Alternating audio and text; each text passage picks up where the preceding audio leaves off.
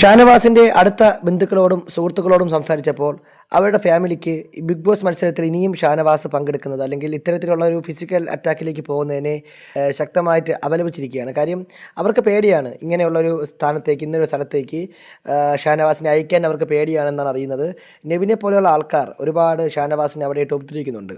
അനാവശ്യകരമായിട്ട് പല പ്രശ്നങ്ങളിലും നെവിൻ ഷാനവാസിനെ വലിച്ചിടുന്നുണ്ട്. അതിപ്പം തുടങ്ങിയതല്ല, പണ്ട് മുതൽ തന്നെ ടാർഗറ്റ് ചെയ്തുള്ള അറ്റാക്കാണ് അവിടെ ഷാനവാസിനെതിരെ നടക്കുന്നത് എന്നാണ് കുടുംബം പറയുന്നത്.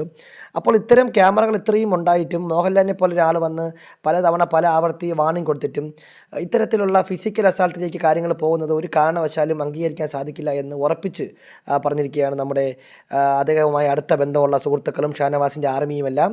അപ്പോൾ ഏത് രീതിയിലാണ് ഷാനവാസ് എന്ന് പറയുന്ന മത്സരാർത്ഥി ആ വീട്ടിൽ തുടരേണ്ടത്, അല്ലെങ്കിൽ എന്ത് സുരക്ഷിതത്വമാണ് ആ വീട്ടിൽ ഷാനവാസിനുള്ളത് എന്നടക്കമുള്ള കാര്യങ്ങളിൽ കുടുംബവും കൂട്ടുകാരും ആശങ്ക പ്രകടിപ്പിച്ചിട്ടുണ്ട്.